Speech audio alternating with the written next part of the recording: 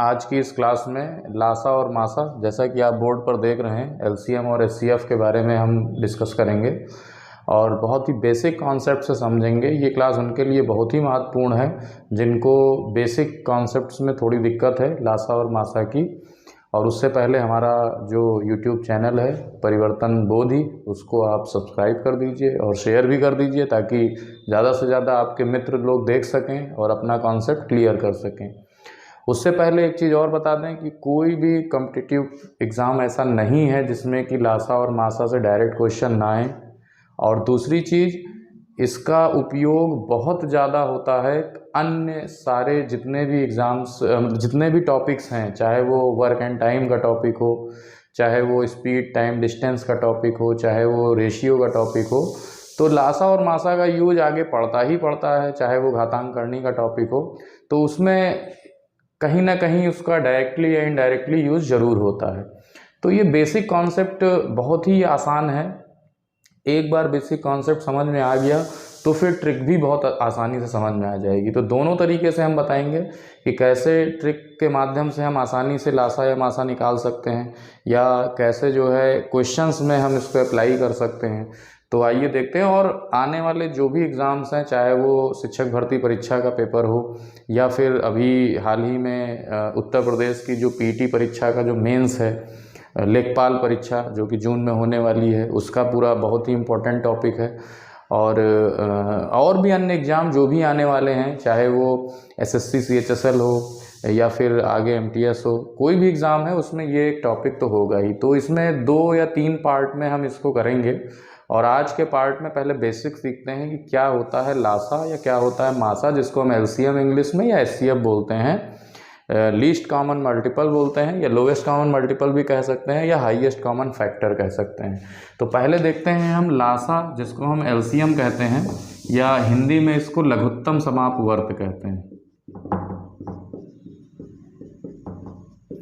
अब देखिए नाम से, जैसा कि ये समापवर्त है, यानी कि ये m जो शो कर रहा है ये मल्टीपल को शो कर रहा है, यानी कि ये एक अपवर्त है। अपवर्त का मतलब होता है, साधारण भाषा में इसको गुणज भी कहते हैं, या एक साधारण भाषा में आप कहिए तो ये पहाड़ा है या टेबल है किसी भी संख्या की। तो अब जैसे कॉमन वर्ड आ रहा है, दूसरा वर्ड जो है ये कॉमन वर्ड है। तो कॉमन का वर्ड का मतलब होता है कि जो 2 या 2 से अधिक चीज़ों में कॉमन हो या उभयनिष्ठ हो। यानी कि इसका मतलब ये हुआ कि ये एक ऐसा गुणज लेना है जो या 2 या 2 से अधिक चीज़ों में कॉमन हो। यानी कि आप इसको ऐसे समझिए कि 2 या 2 से अधिक संख्याएं हैं, तो उनमें एक ऐसी संख्या छांटनी है जो दोनों संख्याओं के टेबल में आए या पहाड़े में आए।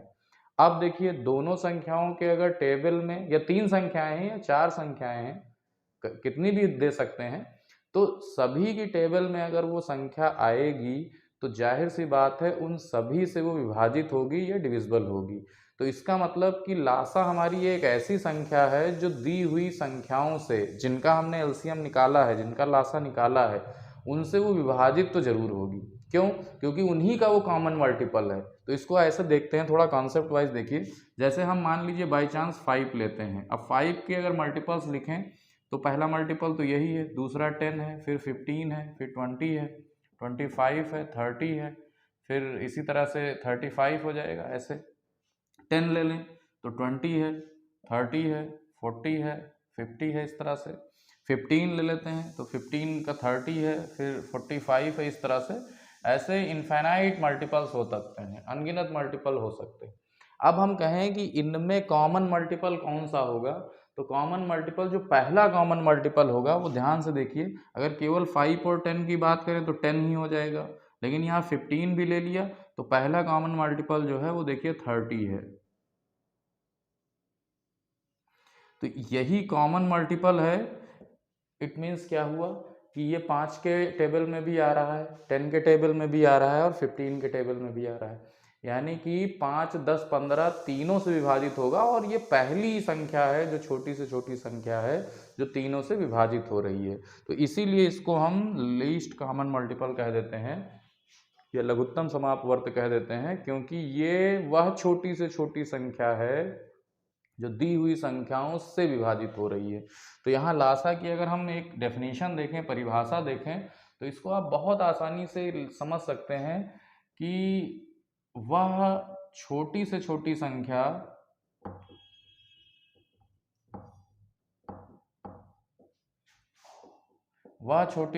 संख्या जो दी हुई संख्याओं से विभाजित हो, क्योंकि सभी की टेबल में है तो सभी से ये विभाजित होगी। तो कहने का मतलब ये पहली ये संख्या है, ये पहला मल्टीपल है, कॉमन मल्टीपल, जो कि दी हुई संख्याओं से डिवाइड होगा। तो अब आप समझ गए होंगे कि लासा आखिर है क्या। तो कहने का मतलब कि अगर हम कोई ऐसे इवेंट लें जो बार बार हो रहे हैं, जैसे मान लो, इसको हम दूसरे तरीके से समझाते हैं कि हमारे पास में मान लो 3 लाइट हैं जो कि कुछ इंटरवल पे जल रही हैं। ये रेड लाइट है, ये येलो लाइट है, और ये मान लीजिए ग्रीन लाइट है। ये हर 5 सेकंड के डिफरेंस पे जल रही है, बार बार 5 सेकंड के अंतराल पे। ये वाली हर 10 सेकंड के अंतराल पे जल रही है, और ये वाली हर 15 सेकंड के अंतराल पे जल रही है। अब आप देखिए, ये हर 5-5 सेकंड के इंटरवल पे जल रही है, ये हर 10-10 सेकंड के इंटरवल पे जल रही है, ये हर 15-15 सेकंड, यानी कि यहाँ इवेंट का रिपीटेशन हो रहा है। जो भी इवेंट हो रहा है वो हर एक निश्चित टाइम पे रिपीट कर रहा है।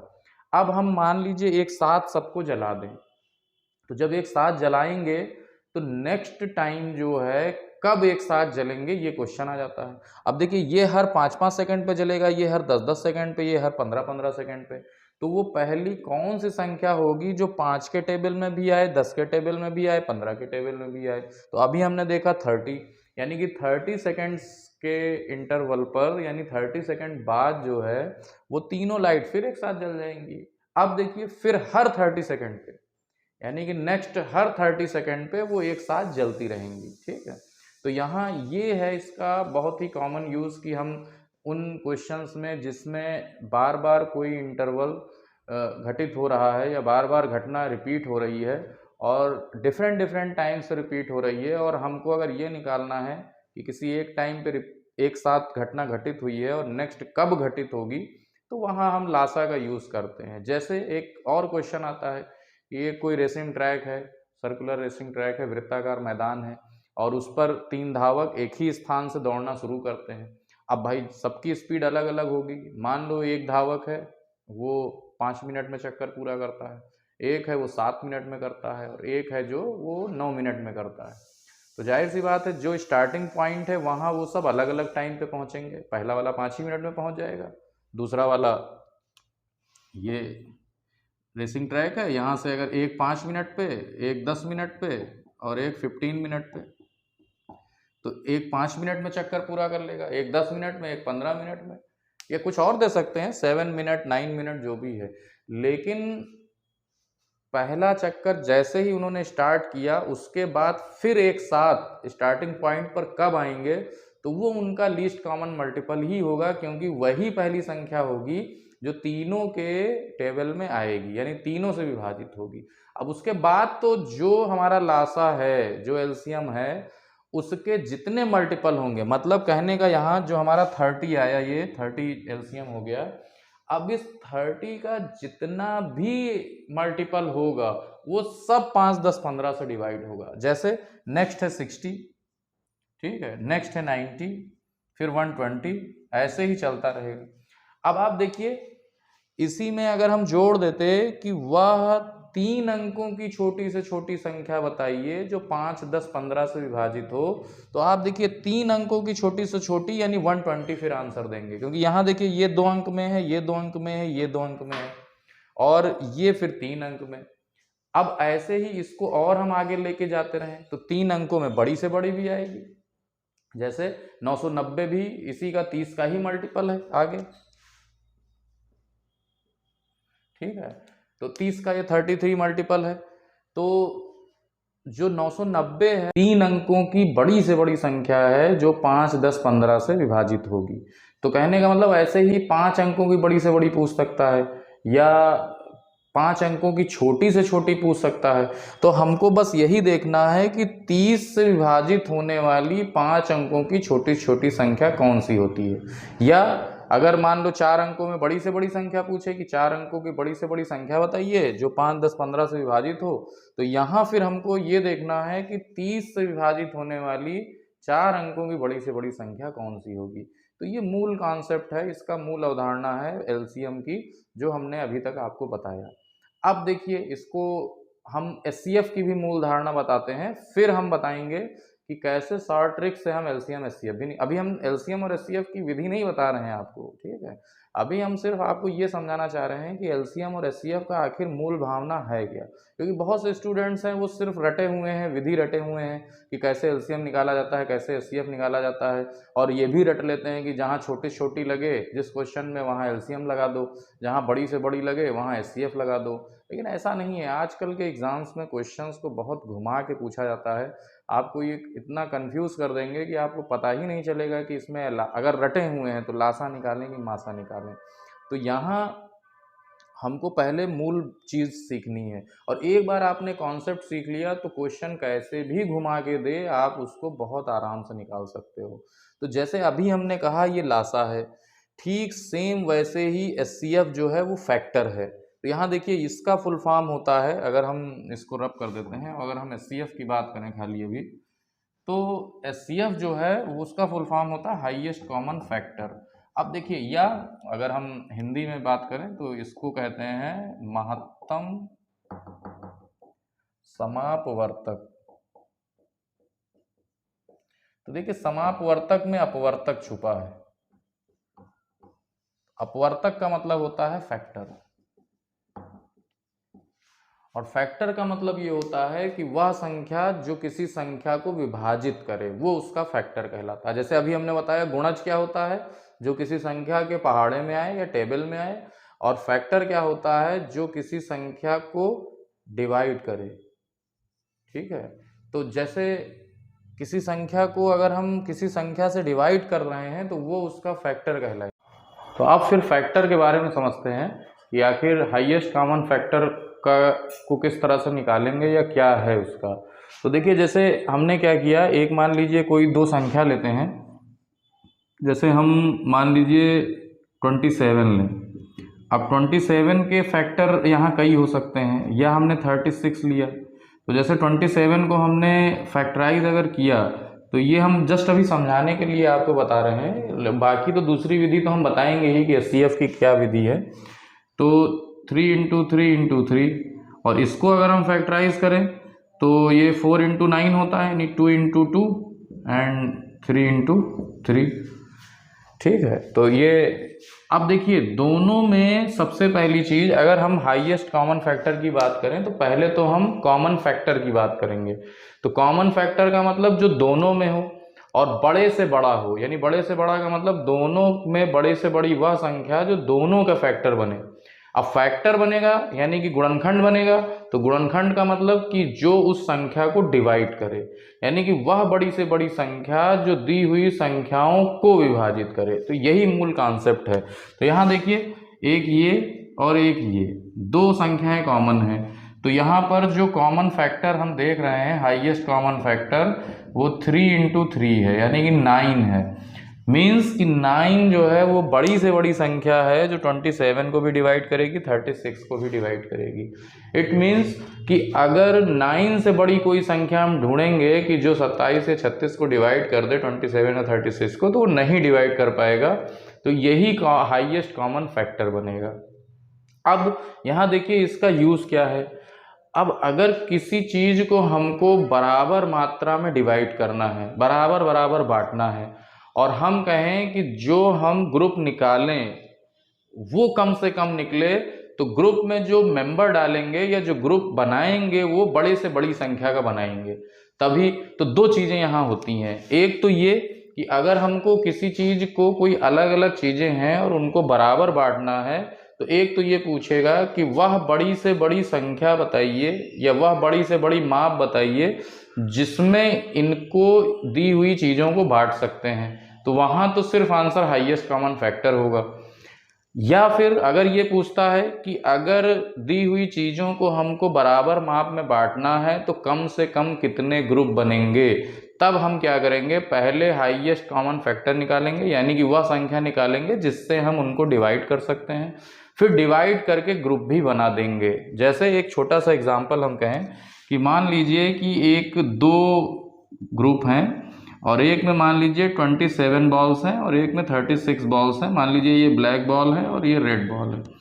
अब क्वेश्चन ये कह रहा है कि इनको बराबर बराबर ग्रुप में समूह में बांटना है और ऐसा बांटना है कि किसी भी ग्रुप में कोई बॉल बचे भी ना, और दूसरी चीज कम से कम ग्रुप बने। तो अब देखिए, हम चाहते तो 3-3 का ग्रुप बनाएं अगर, तब भी ये ब्लैक बॉल और रेड बॉल ऐसी बढ़ जाएगी कि किसी भी ग्रुप में कोई बॉल नहीं बचेगी। अगर 1-1 का ग्रुप बनाएं तब 27 ग्रुप इसका बनेगा 37। लेकिन अगर कम से कम ग्रुप बनाना है तो हमको एक ग्रुप में वो मैक्सिमम नंबर रखना होगा जो 27 को भी डिवाइड करे एंड 37 को भी डिवाइड करे। अब देखिए 9 हमने हाईएस्ट कॉमन फैक्टर निकाला। अब 9 वो नंबर होगा एक ग्रुप में जो हम मैक्सिमम ले सकते हैं, यानी कि 9 ग्रुप का 9 बॉल्स का ग्रुप बनेगा। तो इसमें 3 ग्रुप बनेगा, तो 3 ग्रुप बनेगा ब्लैक बॉल का, और यहाँ पर जब बनाएंगे तो 4 ग्रुप बनेंगे 9-9 के, और पूरा पूरा बढ़ जाएगा। ठीक है, ये रेड बॉल के बनेंगे। तो अब देखिए हर ग्रुप में नंबर ऑफ बॉल्स बराबर हैं और इनसे ज़्यादा अब हम एक ग्रुप में डाल भी नहीं सकते हैं। इट मीन्स कि यहाँ 3 ग्रुप बने और यहाँ 4 ग्रुप बने, यानी 4 3 7, यानी कि 7 ग्रुप्स ऐसे होंगे जो कम से कम होंगे, यानी 7 ग्रुप से हम कम ग्रुप नहीं बना सकते हैं कि सब में इक्वल नंबर ऑफ बॉल्स भी आए और प्लस जो है जो बड़ी ग्रुप थे उसमें कोई बचे भी ना। तो जब भी कोई किसी भी डिफरेंट चीज़ों को हमको बराबर मात्रा में बांटना हो और किसी भी ग्रुप में कोई चीज़ बचे भी ना, तो वहाँ हम हाईएस्ट कॉमन फैक्टर का यूज़ करते हैं। तो ये है मूल कॉन्सेप्ट। तो देखिए जिन लोगों का बेसिक बहुत कमज़ोर है उनके लिए ये कॉन्सेप्ट बहुत काम आएगा, लेकिन ये सिर्फ अभी ये समझाने का तरीका है कि लासा और मासा है क्या और उनका मैथ में हम कहाँ से प्रयोग करेंगे। लेकिन अभी हम जब नेक्स्ट पार्ट इसकी बनाएंगे पार्ट 2, तो उसमें हम बताएंगे शॉर्ट ट्रिक से कि कैसे लासा और मासा हम जल्दी से जल्दी निकाल सकते हैं। वैसे तो बचपन से पढ़ाया जाता है लासा और मासा निकालने की विधियाँ, और वो एक ट्रेडिशनल विधि भी है जिसमें लिख करके और काट के देखते हैं किससे किससे कट रहा है नहीं कट रहा है, तो वो तो विधि है ही है। लेकिन हमारी जो घातांक करनी की एक वीडियो पड़ी हुई है, आप चाहें तो वीडियो सेक्शन में जा करके और एक पावर एंड सर्ट्स की वीडियो देख लीजिएगा, क्योंकि उसका ही यूज़ करके हम लासा और मासा भी बहुत आसान तरीके से निकाल सकते हैं और वो चुटकियों में निकल जाएगा। तो वो नेक्स्ट वीडियो आपको मैं उसमें बताऊंगा। नेक्स्ट वीडियो में फिर मैं आपको ट्रिक बताऊंगा कि किस प्रकार से लासा और मासा को आसानी से निकाल सकते हैं। तो एक रिक्वेस्ट ये है कि आप वीडियो को सब्सक्राइब करिए, अपने दोस्तों को भी दिखाइए, और वीडियो को शेयर करिए और चैनल को सब्सक्राइब करिए, और नेक्स्ट वीडियो का इंतज़ार करिए ताकि फिर उसमें हम और अच्छे से आपको समझा सकें कि क्या विधि उसमें है। ठीक है, तो धन्यवाद आज के लिए। और परिवर्तन बोधि चैनल यूट्यूब पर ज़रूर से ज़रूर इसको जितना ज़्यादा हो सके शेयर कर सकते हैं और सब्सक्राइब भी कर सकते हैं। Thank you very much.